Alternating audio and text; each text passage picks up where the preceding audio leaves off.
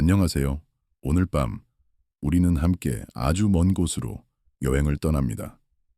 눈을 감으면 보이는 그 어둠보다 더 깊은 곳, 별빛이 태어나기 전의 시간으로 우주가 처음 숨을 쉬기 시작했던 그 순간의 흔적을 찾아갑니다.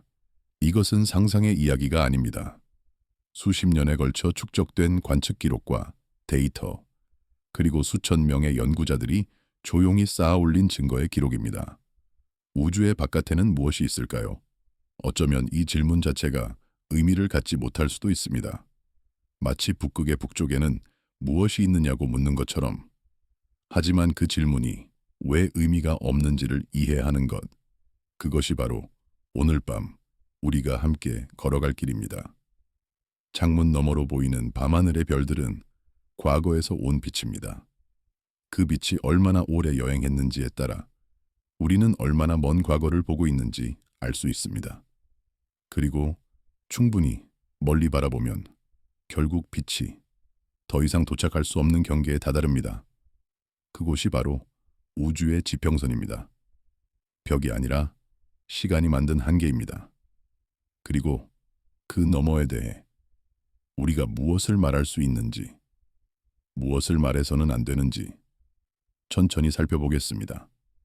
2013년 3월, 유럽의 여러 연구기관에 흩어져 있던 분석팀들이 조용히 모였습니다. 화면의 밝기를 위해 조명이 낮춰진 회의실에서 그들은 플랑크 위성이 보내온 우주 마이크로파 배경 복사의 첫 번째 주요 분석 결과를 검토했습니다.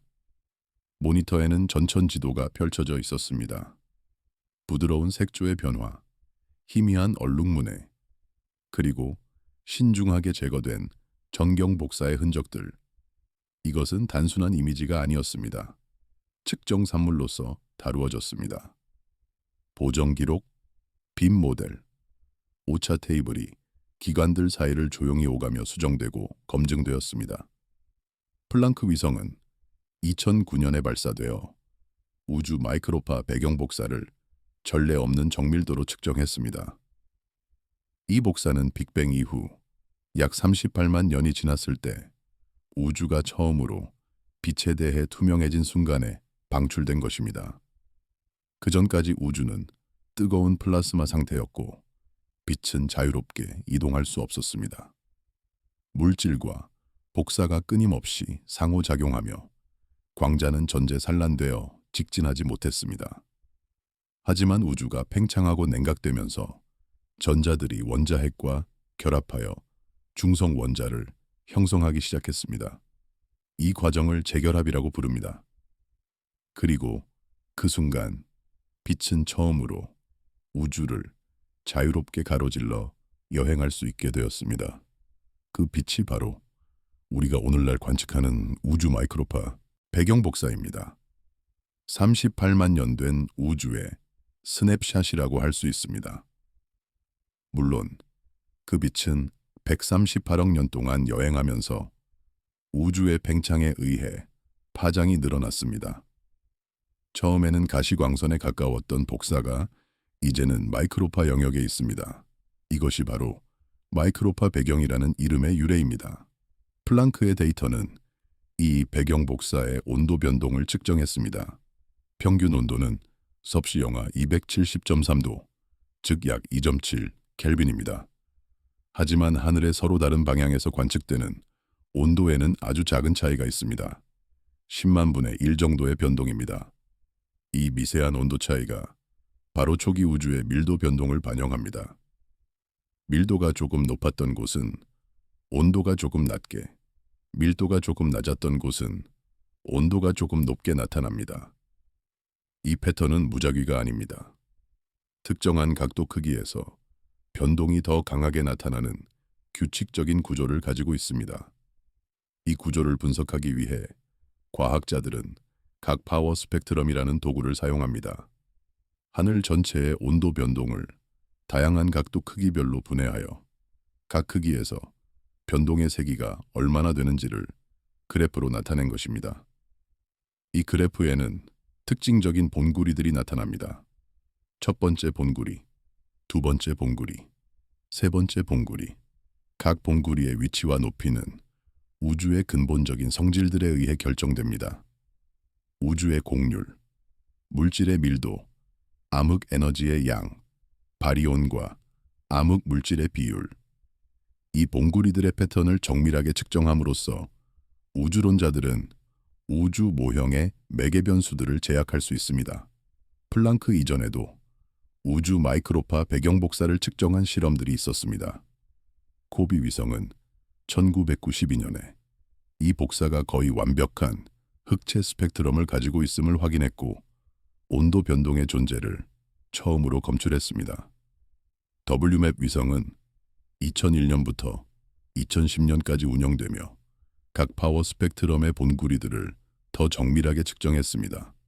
플랑크는 이 전통을 이어받아 한 단계 더 나아갔습니다. 더 높은 각 분해능, 더 넓은 주파수 범위, 더 낮은 잡음 수준. 이를 통해 봉구리들의 위치와 높이를 전례 없는 정확도로 확정했습니다. 2012년과 2013년 초에 걸쳐 플랑크 처리 센터들은 기기 보정, 빔 특성화, 정경 제거, 파이프라인을 최종화했습니다. 내부 교차 검증 과정에서 여러 분석팀들이 예상 불확실성 범위 내에서 동일한 각 파워 스펙트럼 특징들을 재현했습니다. 공개 발표에서 우주 마이크로파 배경 지도와 그로부터 도출된 매개 변수들은 대규모 기하학과 우주 구성에 대한 엄격하게 제약된 모형을 확립했습니다. 발표 이후 몇 달 동안 독립적인 연구 그룹들이 플랑크의 제약 조건을 은하 탐사 결과 및 초신성 거리 사다리와 비교했습니다. 서로 다른 방법으로 얻은 결과들이 일치한다는 것은 중요한 의미를 가집니다. 한 가지 방법만으로는 체계적 오류의 가능성을 완전히 배제하기 어렵습니다. 하지만 완전히 다른 물리적 현상을 이용한 여러 방법들이 같은 결론에 도달한다면 그 결론에 대한 신뢰도는 크게 높아집니다. 2013년 말까지 이 탐구의 첫 번째 패턴이 공개 기록에 확정되었습니다. 광자 이동 시간과 초기 우주의 투명화에 의해 정의된 지평선. 이것이 바로 관측 가능한 우주의 경계입니다. 하지만 이 경계는 벽이 아닙니다. 물리적 장벽이 있어서 그 너머를 볼 수 없는 것이 아닙니다. 단순히 빛이 아직 도착하지 않았을 뿐입니다. 더 정확히 말하면 마지막 산란면, 이전의 정보를 담은 빛은 존재하지 않습니다. 빛 자체가 그 이전에는 자유롭게 이동할 수 없었기 때문입니다. 유럽 우주국은 미션 후원자이자 공개 발표 권한을 가진 기관으로서 기술 요약과 데이터 제품을 조율했습니다.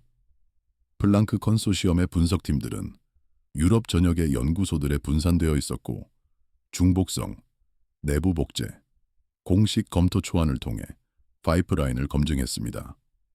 나사 커뮤니티는 이전 미션들을 통한 오랜 우주, 마이크로파 배경 연구 경험을 바탕으로 비교 매개 변수 연구와 독립적 검증에 참여했습니다.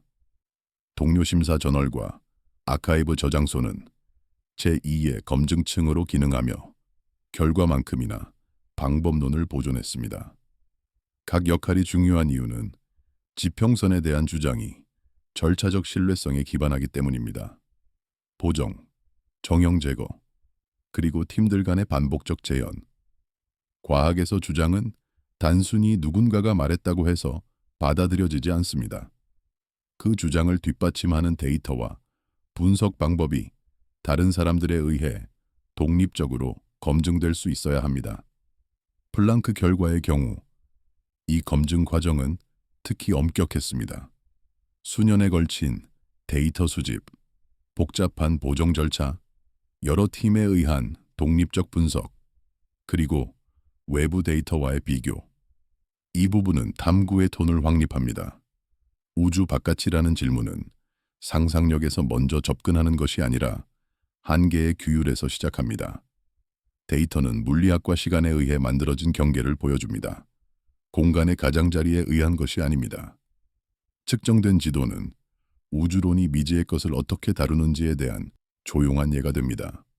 신호가 아직 도착하지 않은 영역으로 정의되는 것. 분석가들에게 이 에피소드는 인프라에 대한 느린 진실을 보여줍니다. 이야기에서 가장 중대한 경계는 사진에서 보이지 않습니다.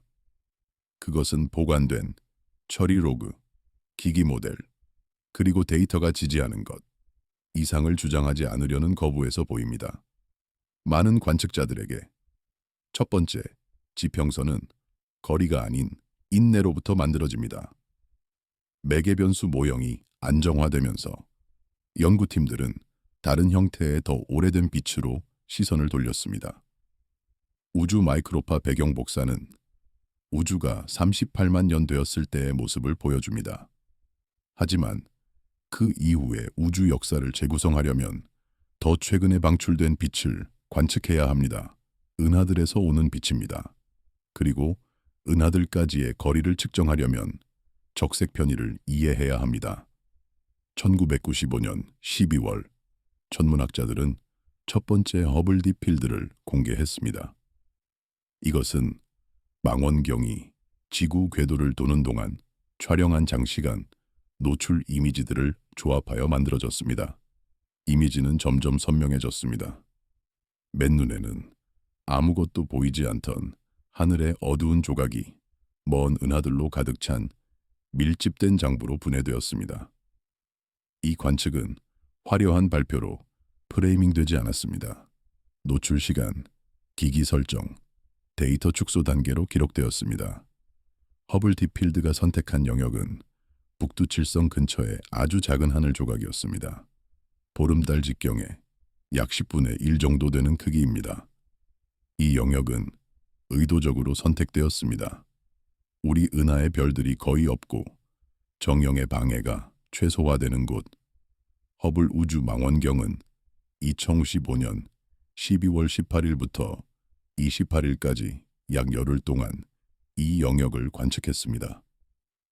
총 342개의 개별 노출이 촬영되었고 이들이 합쳐져 최종 이미지가 만들어졌습니다. 결과는 놀라웠습니다. 이 아주 작은 하늘 조각에서 약 3,000개의 은하가 확인되었습니다. 일부는 나선 구조가 뚜렷하게 보이는 비교적 가까운 은하들이었지만 대부분은 희미하고 불규칙한 형태의 아주 먼 은하들이었습니다. 이들 중 일부는 빅뱅 이후 10억 년 이내에 형성된 초기 은하들로 추정되었습니다. 허블 딥필드는 우주의 역사를 시각적으로 보여주는 장문이 되었습니다. 이 에피소드는 탐구의 두 번째 증거 라인을 소개합니다. 빛의 노화에 대한 측정으로서의 거리입니다. 스펙트럼과 측광이 적색 편의를 추정하는 데 사용되었고 희미한 색 변화를 시간 순서 지도로 변환했습니다. 새로운 발전은 방법론적 연속성입니다. 딥필드는 나중에 반복되고 확장되었으며 더 멀리가 우주적 관점에서 주로 더 일찍을 의미한다는 것을 보여주었습니다. 탐구는 거리가 시간이 될 때 바깥이 어떻게 사라지는지를 보여줌으로써 깊어집니다. 적색 편의는 빛의 파장이 늘어나는 현상입니다. 멀리 있는 은하에서 오는 빛은 원래 방출된 것보다 더 긴 파장, 즉 더 붉은색으로 관측됩니다. 이것은 우주의 팽창 때문입니다. 빛이 은하를 떠나서 우리에게 도달하는 동안 우주 자체가 팽창합니다. 공간이 늘어나면서 빛의 파장도 함께 늘어납니다.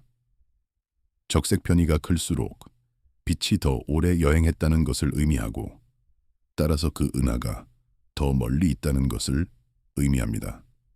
하지만 더 중요한 것은 적색 편의가 클수록 우리가 더 오래된 우주를 보고 있다는 것입니다. 1995년부터 2000년대 초반까지 딥필드 프로그램은 표준화된 축소 기법을 갖춘 반복 가능한 관측 캠페인으로 성숙했습니다. 여러 차례의 발표에 걸쳐 연구팀들은 희미한 천체들을 분광학적 추적 관측과 교차대조하여 픽셀을 검증된 적색 편의 항목으로 변환했습니다. 후속 딥필드들에서 카탈로깅은 작은 하늘 조각 내에서 수백 개의 천체에서 수천 개로 확장되었고 각각 불확실성 범위가 지정되었습니다. 분광 라이브러리가 개선되면서 측광 적색편이 방법이 확인된 분광 샘플과 대조하여 벤치마킹되었습니다. 분광 적색 편의와 측광 적색 편의의 구분은 중요합니다. 분광 적색 편의는 은하의 스펙트럼에서 특정 방출선이나 흡수선을 식별하고 그 선들의 파장이 얼마나 이동했는지를 측정하여 얻습니다. 이것은 정확하지만 희미한 은하의 경우 스펙트럼을 얻는데 많은 망원경 시간이 필요합니다. 측광 적색 편의는 여러 필터를 통해 측정한 은하의 밝기를 이용하여 적색 편의를 추정합니다. 덜 정확하지만 훨씬 더 많은 은하에 적용할 수 있습니다. 두 방법을 비교하고 검증함으로써 천문학자들은 측광 적색 편의의 신뢰성을 확립했습니다. 2022년 7월 제임스 웹 우주 망원경이 첫 번째 딥필드 이미지를 공개했을 때 탐구의 질문은 실천적으로 더 선명해졌습니다. 더 깊은 이미지는 우주 역사를 증가시켰지 바깥에 대한 가까움을 증가시키지 않았습니다. 증거는 수십 년에 걸쳐 축적되었고 반복적으로 하나의 결론을 내렸습니다. 하늘은 거리가 멀어질수록 더 조밀해지지, 더 비어지지 않습니다. 제임스 웹 우주 망원경은 허블보다 훨씬 더 큰 주경을 가지고 있고 저구외선 파장에 최적화되어 있습니다. 이것은 매우 먼 은하를 관측하는 데 중요한 이점입니다. 높은 적색 편의를 가진 은하에서 오는 빛은 원래 자외선이나 가시광선이었더라도 우리에게 도달할 때는 적외선 영역으로 이동해 있습니다. 허블의 가시광선 카메라로는 이러한 은하들을 탐지하기 어려웠지만 제임스 웹은 이들을 명확하게 볼 수 있습니다. 우주망원경과학연구소는 허블 운영과 데이터 발표를 관리하며 축소 표준과 아카이브 접근을 보존했습니다. 대학 주도의 딥필드 팀들은 천체 탐지, 카탈로그 구축, 분광 검증을 수행하여 재현 가능한 적색 편의 테이블을 생성했습니다. 지상 기반 관측소들은 추적 스펙트럼에 기여하여 희미한 색을 확인된 선 이동과 거리 추정치로 변환했습니다. 제임스 웹과 함께 나사, 유럽 우주국, 캐나다 우주국 조율은 동일한 딥필드 논리를 적외선 파장으로 확장하여 이전 기기로는 너무 붉었던 은하들을 복구했습니다. 이러한 기관들이 중요한 이유는 바깥 주장이 간접적으로 테스트되기 때문입니다. 관측을 더 깊이 밀어붙이고 가장자리가 아닌 연속성을 발견함으로써 우리가 더 멀리 볼 때마다 우리는 더 많은 은하를 발견합니다. 더 오래된 은하들, 더 원시적인 형태의 은하들, 하지만 여전히 은하들입니다. 텅 빈 가장자리나 벽 같은 것은 나타나지 않습니다. 이 부분은 우주론이 일상적인 작업에서 어떻게 의미를 구축하는지를 강조합니다. 딥필드는 인내의 조용한 행위입니다. 장시간 노출, 안정적인 지향, 신중한 정형 제거, 그리고 조심스러운 해석. 우주의 팽창은 개념으로 서술되지 않습니다. 스펙트럼에서의 반복적인 이동으로부터, 희미한 집단의 꾸준한 붉어짐으로부터, 그리고 카탈로그가 계속 채워지는 방식으로부터 추론됩니다. 분석가들에게 기록은 질문이 어떻게 형태를 바꿀 수 있는지를 보여줍니다. 바깥에는 무엇이 있나요가 어떤 더 오래된 빛이 도착했나요로 바뀝니다. 관측 방법은 바깥으로 이동하지 않습니다. 더 오래, 경청합니다. 많은 관측자들에게 가장 깊은 이미지는 단순한 연속성을 확인합니다. 익숙한 것 너머에 더 많은 구조가 남아 있습니다. 딥필드가 시간 깊이를 확립하면서 탐구는 운동과 속도로 전환됩니다. 다음 부분은 거리 측정이 어떻게 반복 가능한 초신성 기록을 통해 가속 팽창을 밝혔는지를 따라갑니다. 1998년 말 독립적인 초신성 연구팀들이 먼 제1A형 초신성들이 감속하는 우주 모형에서 예상되는 것보다 더 어둡게 보인다라고 보고했습니다. 장면들은 소박했습니다. 회색조로 그려진 광도 곡선, 표준화된 촛불 옆에 보정 기록, 그리고 관측소들에 걸쳐 기록된 긴 밤의 망원경 스케줄. 발견은 확실성을 초래하는 결론이 아니라 검증이 필요한 불일치로 다루어졌습니다. 초신성은 별의 폭발적인 죽음입니다. 제1A형 초신성은 특별한 유형으로 백색 외성이 동반성으로부터 물질을 흡수하여 임계 질량에 도달했을 때 발생합니다. 이 임계 질량은 찬드라세카르 한계라고 불리며 약 태양 질량의 1.4배입니다. 이 한계에 도달하면 백색 외성은 열핵 폭발을 일으키며 완전히 파괴됩니다. 중요한 점은 이 폭발이 항상 거의 동일한 질량에서 발생하기 때문에 폭발의 절대 밝기가 거의 일정하다는 것입니다. 이것이 제1A형 초신성을 표준 촛불로 사용할 수 있게 해줍니다. 표준 촛불의 개념은 간단합니다. 물체의 실제 밝기를 알고 있다면 관측된 밝기와 비교하여 거리를 계산할 수 있습니다. 더 멀리 있는 물체는 더 어둡게 보입니다. 정확히 말하면 밝기는 거리의 제곱에 반비례합니다. 2배 멀리 있으면 4배 어둡게 보입니다. 제1A형 초신성의 절대 밝기를 알고 있으므로 관측된 밝기를 측정하면 거리를 계산할 수 있습니다. 1998년의 발견은 2개의 독립적인 연구팀에 의해 이루어졌습니다. 초신성 우주론 프로젝트와 고적색 편의 초신성 탐색팀.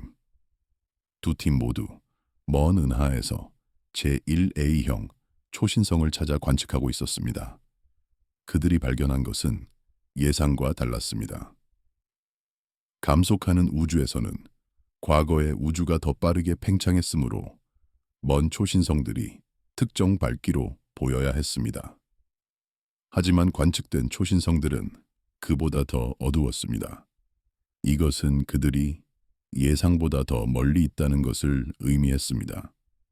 그리고 이것은 우주의 팽창이 감속하는 것이 아니라 가속하고 있다는 것을 암시했습니다. 이 발견은 즉시 받아들여지지 않았습니다. 체계적 오류의 가능성이 있었습니다.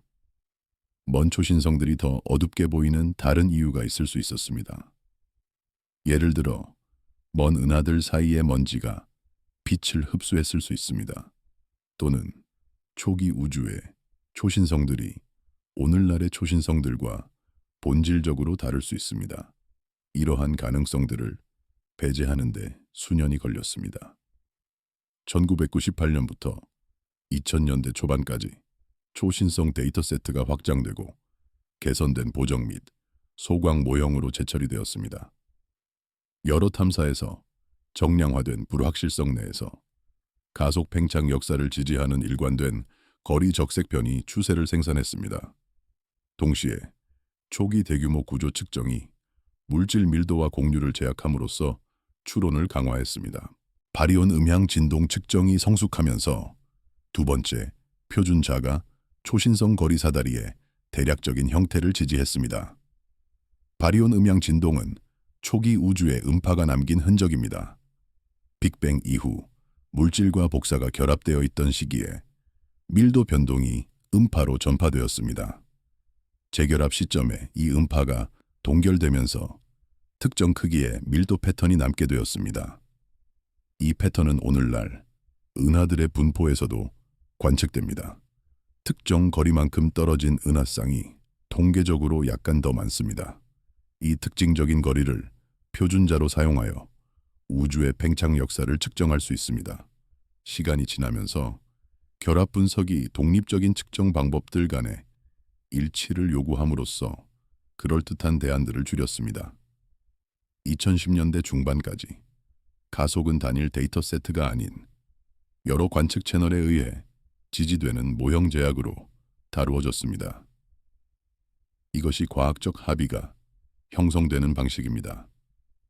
한 번의 놀라운 발견이 아니라 여러 독립적인 방법들의 수렴. 두 원래 초신성 팀은 초기 관측 주장을 확립했고 공개 문헌과 아카이브의 방법을 문서화했습니다. 국립관측소와 시간할당위원회는 단일 이벤트를 통계적 샘플로 변환하는 추적 데이터를 가능하게 했습니다. 탐사 협력단들은 측광, 보정 전달, 광도 곡선 피팅을 위한 파이프라인을 구축하여 복제를 실용적으로 만들었습니다.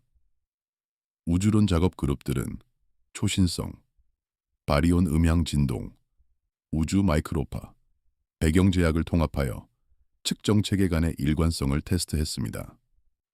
그들의 기여가 중요한 이유는 가속이 시스템 주장이기 때문입니다. 독립적인 기기와 방법들 간의 수렴을 요구합니다. 이 에피소드는 탐구의 세 번째 증거 흐름을 소개합니다. 팽창은 존재할 뿐만 아니라 가속하고 있습니다. 발전은 축적을 통해 가시화됩니다. 여러 초신성 샘플, 개선된 먼지 보정, 더 나은 측광 표준, 반복적인 교차 비교. 바깥이 물리적 가장자리 없이도 실제로 도달 불가능해질 수 있는 방법을 보여줌으로써 탐구를 깊게 합니다. 가속 팽창은 미래 접촉 너머에 영역을 배치할 수 있습니다. 가속 팽창의 함의를 이해하려면 우주론적 지평선의 개념을 더 깊이 살펴볼 필요가 있습니다. 관측 가능한 우주의 지평선은 빛이 우주의 나이 동안 이동할 수 있는 거리에 의해 정의됩니다. 하지만 우주가 팽창하기 때문에 이것은 단순히 광 속의 시간을 곱한 것보다 더 복잡합니다. 빛이 이동하는 동안 공간 자체가 늘어나기 때문입니다. 더 중요한 것은 미래 지평선 또는 사건 지평선의 개념입니다. 가속, 팽창하는 우주에서는 오늘 우리가 볼 수 있는 일부 은하들이 미래에는 영원히 우리의 관측 범위 밖으로 사라질 수 있습니다. 그들에서 방출된 빛이 영원히 우리에게 도달하지 못할 것입니다. 팽창이 너무 빨라서 빛이 그 사이의 공간이 늘어나는 속도를 따라잡을 수 없기 때문입니다. 이것은 이상하게 들릴 수 있습니다. 빛보다 빠르게 움직이는 것은 없다고 배웠기 때문입니다. 하지만 이것은 공간을 통한 움직임에 대한 제한입니다. 공간 자체의 팽창에는 그러한 제한이 없습니다. 먼 은하가 광속보다 빠르게 우리에게서 멀어질 수 있습니다. 은하 자체가 공간을 통해 그렇게 빠르게 움직이는 것이 아니라 그 사이의 공간이 그렇게 빠르게 늘어나고 있는 것입니다. 이 부분은 바깥을 도달 가능성의 질문으로 재프레이밍합니다. 가속하는 우주에서 오늘 우리가 빛을 보는 은하들이 있지만 그들의 미래 신호는 결코 도착하지 않을 수 있습니다. 경계는 지리가 아닌 팽창 역사에 의해 형성된 동적이고 시간 의존적인 것이 됩니다. 분석가들에게 기록은 지식의 미묘한 거버넌스를 보여줍니다. 주장은 우아하기 때문에 받아들여지지 않습니다. 보정 감사, 대안 모형, 그리고 동일한 속도 곡선에 수렴하는 독립적 데이터 세트를 견디기 때문에 받아들여집니다. 많은 관측자들에게 가속 기록은 거리가 어떻게 가장자리가 되지 않고도 침묵이 될 수 있는지를 보여줍니다. 침묵. 그것이 핵심 단어입니다. 바깥은 벽이 아닙니다. 바깥은 신호가 도착하지 않는 곳입니다. 그리고 가속 팽창 때문에 그러한 영역이 점점 더 커지고 있습니다. 우주는 성장하면서 관측적으로 더 조용해질 수 있습니다. 광자가 하나의 지평선을 정의하면서 연구자들은 더 이른, 더 밀집된 시대를 통해 이동하는 메신저를 추구했습니다. 다음 부분은 관측 기록을 확장하는 방법으로서 중력파와 중성미자 제약을 따라갑니다. 2016년 2월 라이고 협력단이 첫 번째 중력파 직접 탐지를 발표했습니다. 이진 블랙홀 병합으로 추적되었습니다. 장면들은 기술적이었습니다. 화면의 파형, 타임스탬프가 찍힌 데이터 세그먼트, 그리고 검출기들에 걸쳐 반복된 조용한 검증 단계. 신호는 문서화된 알고리즘과 독립적 검사에 의해 노이즈에서 추출된 측정된 변형 패턴으로 다루어졌습니다. 중력파는 알베르트 아인슈타인이 1916년에 일반 상대성 이론에서 예측한 시공간의 파동입니다. 질량을 가진 물체가 가속할 때 그들은 시공간의 파문을 일으킵니다. 마치 연못에 돌을 던지면 물결이 퍼지는 것처럼. 하지만 중력파는 매우 약합니다. 천문학적 규모의 격변적 사건, 예를 들어 블랙홀이나 중성자별의 충돌 같은 것만이 탐지 가능한 중력파를 생성합니다. 라이고는 레이저 간섭계 중력파 관측소의 약자입니다. 미국 워싱턴주와 루이지아나 주에 2개의 검출기가 있습니다. 각 검출기는 길이 4km의 두 팔을 가진 L자형 구조입니다. 레이저 빔이 각 팔을 따라 보내지고 끝에서 반사되어 돌아옵니다. 중력파가 지나가면 한 팔은 늘어나고 다른 팔은 수축합니다. 이 미세한 길이 차이가 레이저 빔의 간섭 패턴에 변화를 일으키고 이것이 측정됩니다. 감지해야 하는 길이 변화는 양성자 직경보다 수천 배 작습니다. 이것이 이 측정이 얼마나 정밀해야 하는지를 보여줍니다. 2015년 9월 14일 라이고 검출기들이 역사상 처음으로 중력파를 탐지했습니다. 신호는 약 0.2초 동안 지속되었고 주파수가 급격히 상승하다가 갑자기 멈추는 특징적인 첩후 패턴을 보였습니다. 분석 결과 이 신호는 약 36태양 질량과 29태양 질량의 두 블랙홀이 서로를 향해 나선을 그리며 접근하다가 병합되어 약 62태양 질량의 단일 블랙홀을 형성한 것으로 밝혀졌습니다. 약 3태양 질량에 해당하는 에너지가 중력파의 형태로 방출되었습니다. 이 발견의 발표는 2016년 2월에 이루어졌습니다. 그 사이 몇 달 동안 데이터는 면밀히 분석되고 검증되었습니다. 오탐지의 가능성을 배제하기 위해 광범위한 검사가 수행되었습니다. 두 검출기에서 신호가 일관되게 나타났는지, 알려진 노이즈 원인과 일치하는지, 파형이 일반 상대성 이론의 예측과 맞는지, 이 모든 검증을 통과한 후에야 발견이 발표되었습니다. 이 에피소드는 네 번째 탐구 경로를 소개합니다. 초기 우주의 불투명성에 의해 막히지 않는 정보 채널들. 중력파는 빛과 달리 산란 없이 플라스마를 통과할 수 있습니다. 약하게 상호작용하는 중성미자는 우주론적 적합을 통해 제약되는 평행 이론적 배경을 제공합니다. 새로운 발전은 범위의 신중한 확장입니다. 바깥에 대한 탐구가 이전에 대한 탐구가 되며 광자 한계를 우회하는 메신저들을 사용합니다. 빛은 우주의 첫 38만 년 동안 자유롭게 이동할 수 없었습니다. 우주 마이크로파 배경 복사가 그 한계입니다. 하지만 중력파는 다릅니다. 중력파는 물질과 거의 상호작용하지 않습니다. 이론적으로 중력파는 빅뱅 직후부터 자유롭게 이동할 수 있었습니다.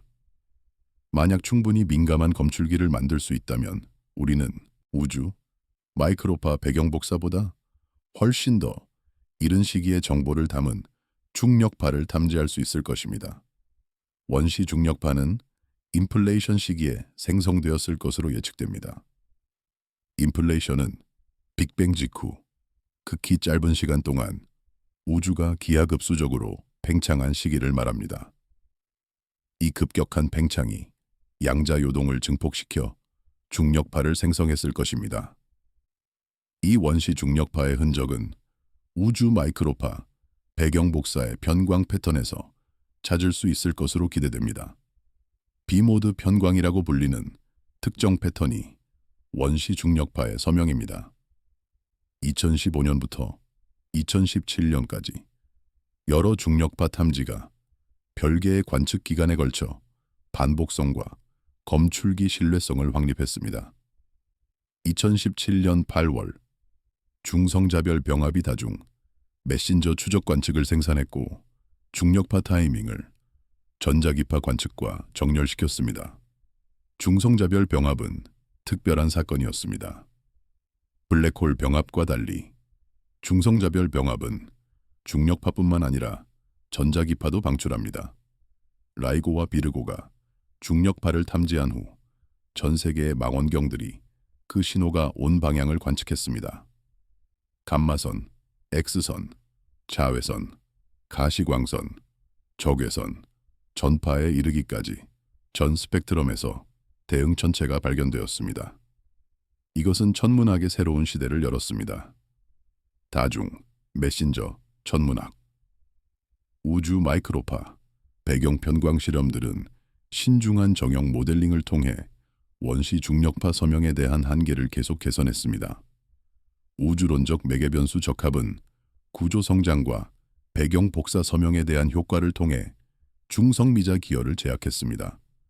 검출기 네트워크가 국제적으로 확장되면서 위치 확정이 개선되었고 검증은 다중 검출기 일치에 점점 더 의존했습니다. 중성미자는 또 다른 메신저입니다. 중성미자는 전하가 없고 질량이 거의 없는 입자로 물질과 매우 약하게 상호작용합니다. 초신성 폭발이나 괴너지 천체 물리학적 현상에서 대량으로 생성됩니다. 1987년 초신성 1987A에서 온 중성미자가 지구의 검출기에서 포착되었습니다. 이것은 태양 이외의 천체에서 온 중성미자의 첫 탐지였습니다. 우주론적 맥락에서 우주 배경 중성미자가 존재합니다. 빅뱅 이후 약 1초가 지났을 때 우주가 충분히 냉각되어 중성미자가 물질과의 열적 평형에서 분리되었습니다. 이 중성미자들은 그 이후로 우주를 자유롭게 이동해 왔습니다. 이론적으로 이들은 우주 마이크로파 배경 복사보다 훨씬 더 이른 시기의 정보를 담고 있습니다. 하지만 이 배경 중성미자를 직접 탐지하는 것은 현재 기술로는 불가능합니다. 그들의 에너지가 너무 낮기 때문입니다. 이 기록들에 걸쳐 지평선 개념은 기기의 실패가 아닌 정보 도착의 정의로 지속되었습니다. 라이고 과학협력단과 파트너 관측소들은 절차적 뼈대를 구축했습니다. 보정, 거부, 파형, 모델링, 공개 경보. 비르고와 카그라 협력단은 다중 검출기 일치와 개선된 하늘 위치 확정을 통해 검증을 강화했습니다. 높고 건조한 장소에서 작업하는 우주 마이크로파 배경 평광팀들은 하늘 신호를 먼지와 싱크로트론 정형에서 분리함으로써 초기 우주 제약을 개선했습니다. 입자 물리학과 우주론 그룹들은 결합 적합과 일관성 테스트를 통해 중성미자와 상대론적 종제약을 유지했습니다. 그들의 역할이 중요한 이유는 에피소드가 방법론적 연속성에 관한 것이기 때문입니다. 새로운 신호들도 여전히 동일한 확인 규율을 요구합니다. 이 부분은 바깥이 종종 정보의 매체에 관한 질문임을 보여줍니다. 광자는 번역 없이는 마지막 산란 이전의 조건을 보고할 수 없습니다. 중력파와 중성미자는 더 이른 시간에 대한 이론적 접근을 제공하지만 탐지와 해석은 민감도와 노이즈에 의해 제한됩니다.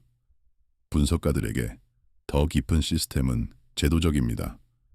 진전은 긴 검출기, 쉬운 전주기, 반복된 연결과 점진적 민감도 향상, 안정적인 공개 문서화를 통해 도착합니다. 미지는 확실성으로의 도약이 아닌 허용된 가능성의 축소로 접근됩니다. 많은 관측자들에게 메시지는 조용합니다. 새로운 기기는 청각을 확장하지만 시간은 여전히 한계를 설정합니다. 우리는 더 이른 시기를 들을 수 있는 새로운 귀를 가지게 되었습니다. 하지만 그 귀로도 들을 수 없는 시기가 있습니다. 시간 자체가 시작된 시점 이전, 여러 메신저가 시야에 들어오면서 탐구는 혼란을 일으키는 원래 단어로 돌아갑니다. 마지막 부분은 우주론이 어떻게 우주를 정의하는지, 그리고 왜 바깥이 물리적 위치에 대응하지 않을 수 있는지를 검토합니다. 2018년 말 플랑크의 유산 발표가 표준 우주론적 참조에 흡수되면서 분석가들은 더 엄격한 제약으로 오래된 질문들을 재검토했습니다. 출력물이 줄지어 있는 사무실에서 하늘 지도가 위상 검색 결과 및 곡률 한계와 비교되었습니다. 작업은 행정적으로 보였습니다. 적합 루틴, 시뮬레이션, 영테스트, 그리고 논문과 공개 요약에서의 신중한 언어 결정. 이 에피소드는 탐구의 마지막 발전을 소개합니다. 우주 바깥은 종종 범주 오류입니다. 표준 우주론에서 우주는 시공간과 그 내용물이며 바깥은 측정된 방향이 아닙니다. 증거는 철학적이 아니라 절차적입니다.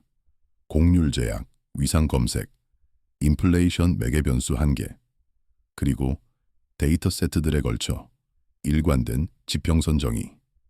우주 바깥이라는 개념이 왜 문제인지 이해하려면 먼저 우주가 무엇인지를 생각해야 합니다.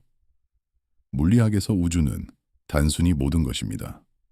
모든 물질, 모든 에너지, 모든 공간, 모든 시간.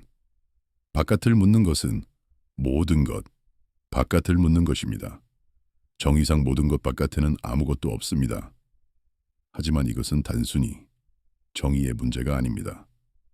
공간 자체가 우주의 일부라는 점이 중요합니다. 일상 언어에서 바깥은 어떤 공간적 경계 너머의 영역을 의미합니다. 방 바깥, 건물 바깥, 도시 바깥.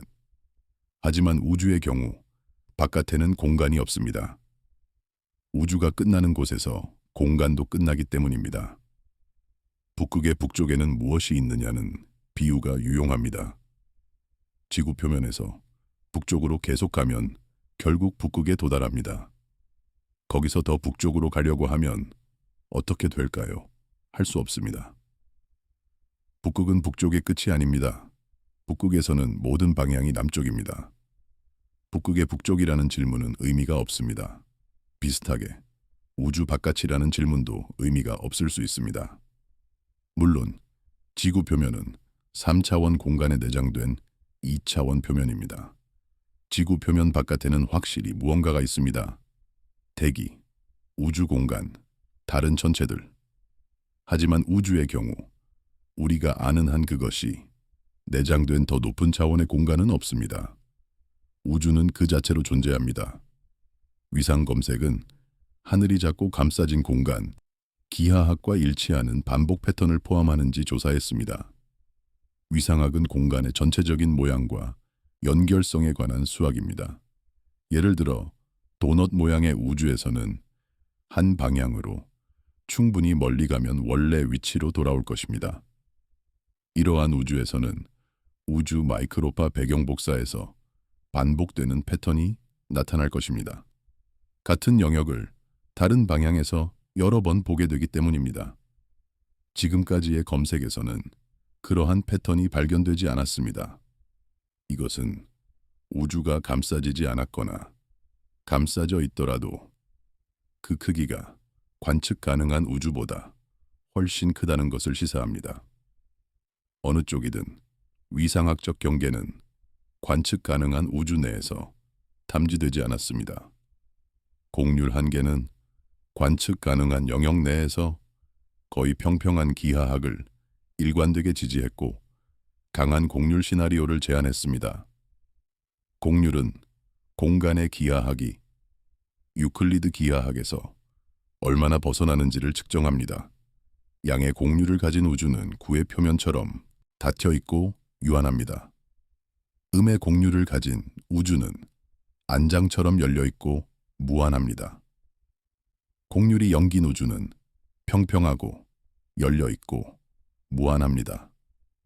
플랑크와 다른 측정들은 우주의 곡률이 0에 매우 가깝다는 것을 보여주었습니다. 완벽하게 0인지 아니면 매우 작은 양의 값이나 음의 값인지는 현재 측정 정밀도로는 구분할 수 없습니다. 하지만 어느 쪽이든 관측 가능한 우주는 거의 평평합니다. 이것은 우주가 매우 크거나 무한하다는 것을 시사합니다. 인플레이션 모형은 측정된 스펙트럼 지수와 비가우시안성 한계에 대해 평가되었고 그럴듯한 초기 우주 역사를 좁혔습니다. 인플레이션 이론은 빅뱅 직후에 급격한 팽창을 설명합니다. 이 팽창은 우주를 평평하게 만들고 오늘날 관측되는 대규모 구조의 씨앗이 된 밀도 변동을 생성했습니다. 인플레이션 이론의 예측 중 하나는 밀도 변동의 스펙트럼이 거의 척도 불변하다는 것입니다. 즉, 모든 크기의 변동이 거의 같은 세기를 가진다는 것입니다. 하지만 완벽하게 척도 불변하지는 않고 약간의 기울기가 있습니다. 이 기울기를 스펙트럼 지수라고 합니다. 플랑크 데이터는 스펙트럼 지수를 정밀하게 측정했고 그 값은 인플레이션 이론의 예측과 일치했습니다. 가속 팽창은 미래 사건 지평선을 암시했고 일부 영역이 물리적 경계 없이 인과적으로 단절되게 됩니다. 수십 년의 작업에 걸쳐 바깥의 실용적 정의는 안정적으로 유지되었습니다. 아직 인과적 접촉이 없는 영역, 인접한 공간이 아닙니다. 기록의 끝에서 바깥은 주로 언어적 습관으로 남았지 관측적 범주로 남지 않았습니다. 우주 마이크로파 배경 미션 팀들은 공개적으로 보관된 데이터 제품을 통해 곡률과 위상 제약에 대한 통계적 기반을 제공했습니다. 이론 우주론자들은 관측 한계를 모형 선택으로 번역했고 어떤 프레임워크가 기록과 양립 가능한지 문서화했습니다. 탐사 협력단들은 대규모 구조 성장과 렌즈 측정을 통해 일관성을 테스트하여 대안을 지지하거나 제안했습니다.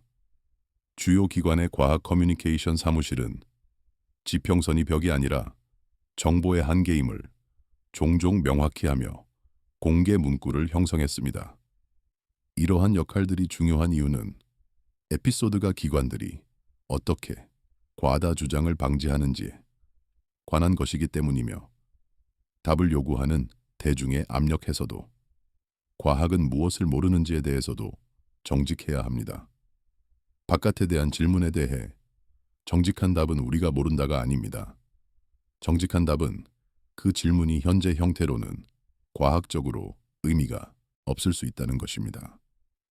이 부분은 바깥 질문을 시스템 언어에 대한 연구로 다룹니다. 일상생활에서 바깥은 공간의 경계 너머를 의미합니다.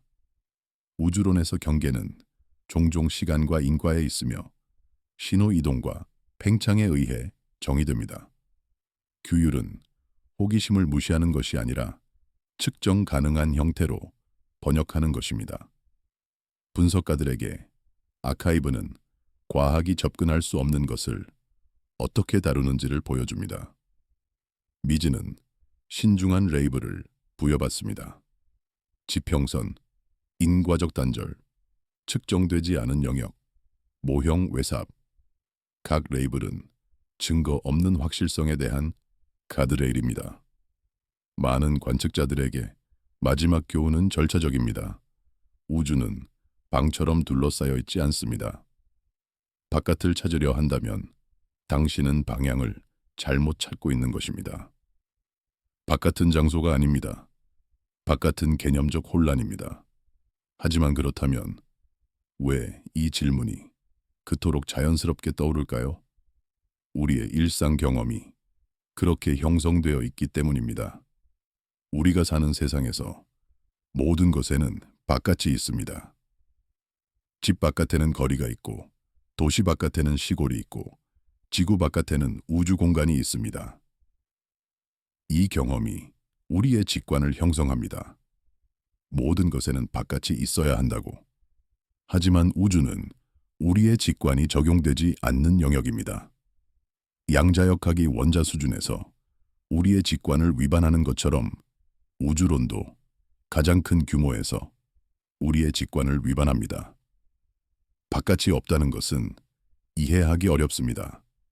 하지만 그것이 데이터와 이론이 말해주는 것입니다. 물론 우리의 지식은 불완전합니다. 우주론은 계속 발전하는 과학입니다. 미래의 새로운 발견이 우리의 이해를 바꿀 수 있습니다. 다중 우주 이론처럼 우리 우주 바깥에 다른 우주들이 있을 수 있다라고 제안하는 아이디어들이 있습니다. 하지만 현재로서 이것들은 추측입니다. 관측적으로 테스트할 방법이 없습니다. 과학은 테스트할 수 있는 것에 집중해야 합니다. 시리즈의 끝으로서 다리는 부드럽게 남습니다. 미래의 탐사들은 카탈로그를 확장하고 매개 변수를 개선하고 초기 우주 제약을 강화할 것입니다. 지평선은 장벽이 아니라 관측이 항상 시간이 걸린다는 것을 상기시키는 것으로 남을 것입니다. 우리는 오늘 밤 긴 여정을 함께 했습니다. 플랑크 위성의 우주, 마이크로파 배경지도에서 시작하여 허블과 제임스 웹의 딥필드를 거쳐 초신성이 밝힌 가속 팽창을 지나 중력파와 중성미자라는 새로운 메신저에 이르렀습니다. 그리고 마지막으로 바깥이라는 단어 자체가 우주론적 맥락에서 어떻게 의미를 잃는지를 살펴보았습니다. 우주의 지평선은 우리가 볼 수 있는 한계입니다. 빛이 우주의 나이 동안 이동할 수 있는 거리, 그 너머에 무엇이 있는지 우리는 직접 관측할 수 없습니다. 하지만 그 너머가 우주 바깥을 의미하지는 않습니다. 그것은 단순히 아직 도달하지 않은 빛, 아직 들리지 않은 신호를 의미합니다. 가속 팽창 때문에 일부 영역은 영원히 우리의 관측 범위 밖에 남을 것입니다. 그들에서 오는 빛이 결코 도착하지 않을 것입니다. 이것은 슬픈 일일 수도 있습니다. 우주의 대부분을 우리가 결코 알 수 없다는 것. 하지만 그것은 또한 경이로운 일이기도 합니다. 우리가 아는 것만으로도 이미 충분히 경이롭습니다. 우주 마이크로파, 배경 복사의 미세한 온도 변동에서 우리는 우주가 38만 년 되었을 때의 모습을 봅니다. 딥필드 이미지에서 우리는 수십억 년 전에 형성된 은하들을 봅니다. 초신성의 빛에서 우리는 우주의 팽창 역사를 읽습니다. 중력파에서 우리는 블랙홀과 중성자별의 충돌을 듣습니다. 이 모든 것이 우리의 작은 행성에서 우리의 짧은 생애 동안 가능합니다. 바깥에 무엇이 있는지 모른다라고 해서 실망할 필요는 없습니다. 안에 무엇이 있는지, 우리가 관측할 수 있는 우주에 무엇이 있는지, 그것만으로도 평생 동안 탐구할 수 있는 경이로 가득합니다. 그리고 과학자들은 계속 탐구할 것입니다. 더 민감한 검출기로, 더 긴 관측으로, 더 정교한 분석으로. 우주는 방처럼 닫혀 있지 않습니다. 우주에는 벽이 없고 문이 없고 창문이 없습니다. 바깥으로 나갈 수 있는 출구가 없습니다. 왜냐하면 나갈 바깥이 없기 때문입니다. 우주는 그 자체로 전부입니다. 모든 공간, 모든 시간, 모든 물질, 모든 에너지. 하지만 우주가 전부라고 해서 우리가 작다는 의미는 아닙니다. 우리는 우주의 일부입니다. 우주가 자신을 이해하려고 시도하는 부분입니다. 별에서 만들어진 원소들이 모여 행성을 만들고 그 행성에서 생명이 진화하고 그 생명이 마침내 별을 올려다보며 자신이 어디서 왔는지 묻습니다. 그것이 우리입니다. 오늘 밤 창문 너머 보이는 별들은 과거에서 온 빛입니다. 몇 년 전, 몇백 년 전, 몇천 년 전, 맨눈으로 볼 수 있는 가장 먼 별빛도 우주적 규모에서는 아주 가까운 과거입니다. 하지만 망원경을 통해 우리는 수십억 년 전의 빛을 봅니다. 우주가 지금보다 훨씬 더 젊었을 때, 은하들이 막 형성되기 시작했을 때의 빛을, 그 빛이 여행하는 동안 우주는 계속 팽창했습니다. 빛이 처음 방출되었을 때 그 은하와 우리 사이의 거리는 지금보다 훨씬 가까웠습니다. 하지만 빛이 이동하는 동안 공간이 늘어났고 이제 그 은하는 처음보다 훨씬 더 멀리 있습니다. 어떤 은하들은 이미 우리의 미래 지평선 너머로 사라졌을 수도 있습니다. 그들에서 오는 새로운 빛은 결코 우리에게 도달하지 않을 것입니다. 이것은 우주의 슬픔일 수도 있고 우주의 신비일 수도 있습니다. 해석은 우리에게 달려 있습니다. 과학자들은 데이터를 측정하고 분석합니다. 그들은 감정을 데이터에 부여하지 않습니다. 하지만 우리가 그 데이터를 어떻게 느끼는지, 그것은 개인적인 문제입니다. 밤하늘을 올려다볼 때 우리는 과거를 봅니다. 그리고 충분히 멀리 보면 우리는 시간의 한계에 다다릅니다. 빛이 더 이상 이야기해 줄 수 없는 시점, 그 너머에 대해 우리는 직접적으로 아는 것이 없습니다. 추측할 수 있고, 이론을 세울 수 있고, 모형을 만들 수 있습니다. 하지만 관측은 할 수 없습니다. 과학은 관측할 수 있는 것에 기반합니다. 관측할 수 없는 것에 대해 과학은 침묵합니다.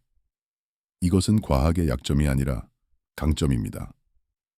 과학은 자신이 무엇을 알고 무엇을 모르는지 정직합니다. 바깥에 대한 질문에 대해 과학은 말합니다. 현재로서는 그 질문에 답할 방법이 없습니다.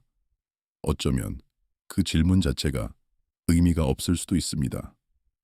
하지만 그것이 질문을 멈추라는 의미는 아닙니다. 질문은 탐구의 시작입니다. 답을 찾을 수 없더라도 질문을 더 잘 이해하는 것 자체가 가치 있습니다. 우주 바깥에는 무엇이 있을까? 라는 질문을 통해 우리는 우주가 무엇인지, 공간과 시간이 무엇인지, 경계와 한계가 무엇인지를 더 깊이 생각하게 됩니다. 그리고 그 생각의 끝에서 우리는 깨달을 수 있습니다. 바깥이 없다는 것이 결핍이 아니라는 것을. 바깥이 없다는 것은 우주가 완전하다는 것입니다. 우주는 다른 무언가에 포함되어 있지 않습니다. 우주는 그 자체로 존재합니다. 그리고 우리는 그 우주의 일부로서, 우주를 이해하려고 노력하는 존재로서 여기에 있습니다. 오늘 밤의 여정이 여기서 끝납니다. 우리는 우주의 지평선까지 여행했고, 그 너머를 상상했고, 왜 그 상상이 어려운지를 이해했습니다. 데이터와 관측, 보정과 검증, 이론과 모형, 이 모든 것이 함께 우리에게 우주에 대한 그림을 그려줍니다. 완전한 그림은 아닙니다. 영원히 완전해지지 않을 수도 있습니다. 하지만 그것이 바로 과학의 아름다움입니다. 항상 더 배울 것이 있습니다. 창문 너머 별들이 여전히 빛나고 있습니다.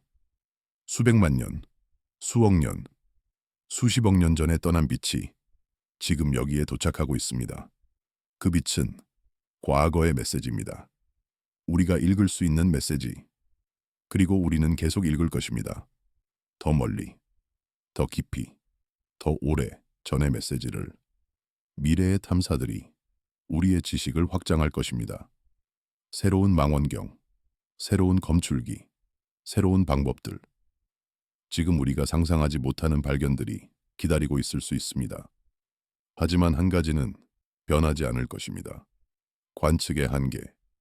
빛이 이동하는데 시간이 걸리고 우주가 유한한 나이를 가지고 있는 한 우리가 볼 수 있는 것에는 한계가 있습니다. 그 한계는 벽이 아닙니다. 문이 아닙니다. 그것은 단순히 시간의 제약입니다. 신호가 도착하는 데 걸리는 시간, 그리고 가속 팽창 때문에 일부 신호는 영원히 도착하지 않을 것입니다. 이것이 우주의 현실입니다. 받아들이기 어려울 수 있지만 받아들여야 합니다. 왜냐하면 그것이 데이터가 말해주는 것이기 때문입니다. 과학자들은 데이터를 따릅니다.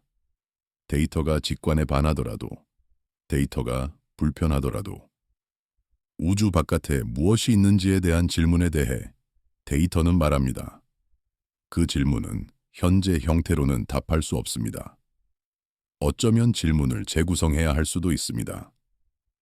바깥에 무엇이 있나요 대신 우리가 아직 볼 수 없는 것은 무엇인가요? 또는 시간이 더 지나면 무엇을 볼 수 있게 될까요? 이런 질문들은 답할 수 있습니다. 적어도 부분적으로는. 우리가 아직 볼 수 없는 것에는 마지막 산란면 이전의 우주, 우리의 사건, 지평선 너머의 영역, 빛이 아직 도달하지 않은 먼 곳이 포함됩니다. 시간이 더 지나면 지금 지평선 바로 너머에 있는 빛이 도착할 것입니다. 우리의 관측 가능한 우주는 조금씩 커질 것입니다.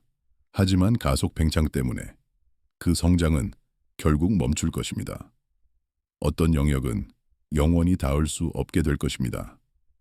이것이 우주의 본질입니다. 무한히 확장되지만 무한히 접근 가능하지는 않습니다. 모든 것을 포함하지만 모든 것을 보여주지는 않습니다. 우리는 우주의 일부를 볼 수 있고 그 일부에서 전체를 추론하려고 노력합니다. 그것이 우주론입니다. 눈을 감으면 어둠이 있습니다. 그 어둠 속에 별들이 있습니다. 별들 사이에 은하들이 있습니다. 은하들 사이에 공간이 있습니다. 그리고 그 모든 것, 별과 은하와 공간과 시간, 그 모든 것이 우주입니다. 바깥은 없습니다. 안만 있습니다. 그리고 우리는 그 안에 있습니다. 별에서 태어난 존재로서 별을 바라보며 우리가 어디서 왔는지 묻습니다. 오늘 밤 잠들기 전에 창문 너머 별 하나를 바라보세요. 그 빛이 당신에게 도착하기까지 얼마나 오래 여행했는지 생각해 보세요. 그리고 그 별 너머에 수십억 개의 다른 별들이 있고 그 별들 너머에 수십억 개의 다른 은하들이 있고 그 모든 것이 우주라는 것을 기억하세요. 바깥은 없습니다. 하지만 안은 무한히 넓습니다. 좋은 밤 되세요. 편안한 밤 되세요. 별빛 아래에서 달콤한 꿈을 꾸세요. 그리고 내일 밤 또 다른 이야기로 찾아뵙겠습니다. 우주는 이야기로 가득합니다. 데이터에 기록된 이야기, 빛에 담긴 이야기, 시간을 가로질러 오는 이야기들. 우리는 그 이야기들을 듣고 이해하고 공유합니다. 그것이 우리가 하는 일입니다. 우주의 이야기꾼으로서 잠시 멈추어 깊은 숨을 쉬어봅니다. 당신이 숨쉬는 공기 속의 산소는 수십억 년 전 어떤 별의 핵에서 만들어졌습니다. 그 별이 폭발하면서 산소를 우주로 흩뿌렸고 그 산소가 결국 지구를 형성하는 데 기여했고 지금 당신의 폐 속에 있습니다. 당신은 문자 그대로 별로 만들어져 있습니다. 우주의 바깥에 무엇이 있는지 묻는 것은 자연스러운 질문입니다. 하지만 어쩌면 더 중요한 질문은 우주의 안에 무엇이 있는지일 수 있습니다. 그리고 그 답의 일부는 바로 당신입니다. 별에서 태어나 행성에서 진화하고 우주를 이해하려고 노력하는 존재. 그것이 당신입니다. 그것이 우리입니다. 밤이 깊어갑니다. 별들이 천천히 하늘을 가로질러 이동합니다. 물론 움직이는 것은 별들이 아니라 지구입니다. 지구가 자전하면서 우리의 시야가 바뀝니다. 하지만 옛날 사람들은 그것을 몰랐습니다. 그들에게 별들은 움직이는 것처럼 보였습니다. 그리고 그들은 별들의 움직임에서 의미를 찾았습니다. 오늘날 우리는 더 많이 합니다.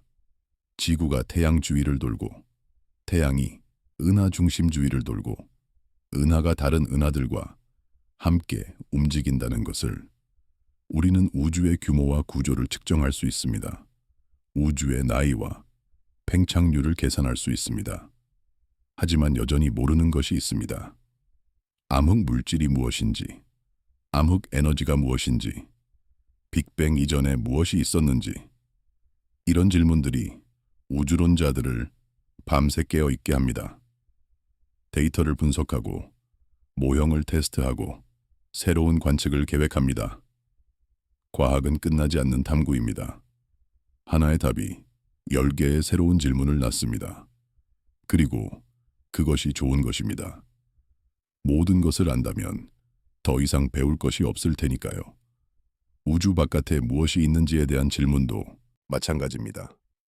현재로서는 답할 수 없습니다. 어쩌면 영원히 답할 수 없을 수도 있습니다. 하지만 그 질문을 탐구하는 과정에서 우리는 우주에 대해, 공간과 시간에 대해, 우리 자신에 대해 더 많이 배웁니다. 그것으로 충분합니다. 이제 정말 마무리할 시간입니다. 오늘 밤 우리는 먼 곳을 여행했습니다. 플랑크 위성의 데이터에서 시작하여 허블과 제임스 웹의 딥필드를 거쳐 초신성과 중력파를 지나 우주의 지평선까지, 그리고 그 지평선 너머를 상상했고 왜 바깥이라는 개념이 우주에 적용되지 않는지를 이해했습니다. 데이터가 말해주는 것을 따르는 것, 그것이 과학의 본질입니다. 데이터가 때로는 우리의 직관에 반하더라도, 우리의 희망에 반하더라도 우주 바깥에 대한 질문에서 데이터는 말합니다. 그 질문은 현재 형태로는 과학적으로 의미가 없을 수 있습니다. 하지만 그것이 질문의 끝은 아닙니다. 그것은 새로운 질문의 시작입니다. 더 나은 질문, 더 정확한 질문, 더 측정 가능한 질문. 과학은 계속됩니다. 탐구는 계속됩니다. 그리고 우리는 계속 배울 것입니다. 우주에 대해, 우주 속에 우리 위치에 대해. 그것이 인간으로서 우리가 하는 일입니다. 질문하고, 탐구하고, 이해하려고 노력합니다. 별들이 빛나고 있습니다. 은하들이 회전하고 있습니다. 우주가 팽창하고 있습니다. 그리고 어딘가에서 지금 이 순간에도 새로운 별이 태어나고 있고, 새로운 행성이 형성되고 있고, 어쩌면 새로운 생명이 시작되고 있을 수도 있습니다. 우주는 살아 있습니다. 변화하고, 진화하고, 성장합니다. 그리고 우리는 그 우주의 일부입니다.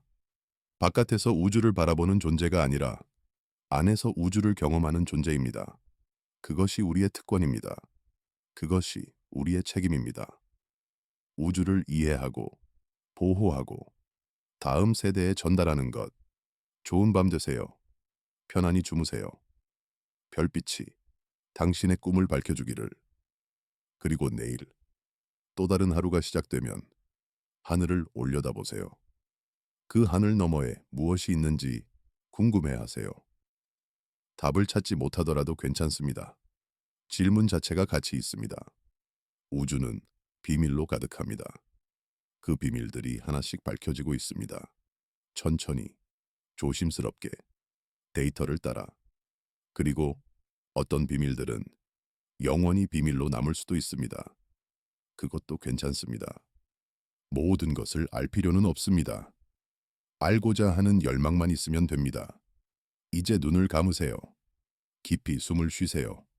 우주가 당신을 감싸고 있습니다.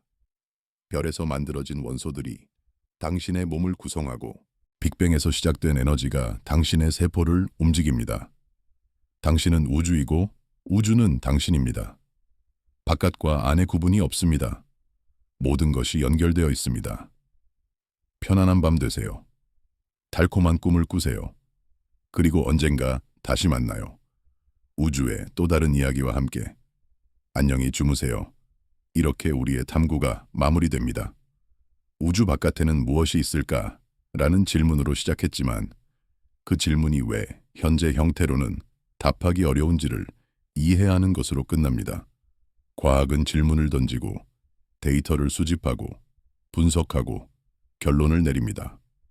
그리고 때로는 결론이 질문 자체를 제고하게 만듭니다. 바깥이라는 단어는 우리의 일상 경험에서 유래합니다. 방 바깥, 집 바깥, 도시 바깥, 항상 더 큰 공간이 있습니다.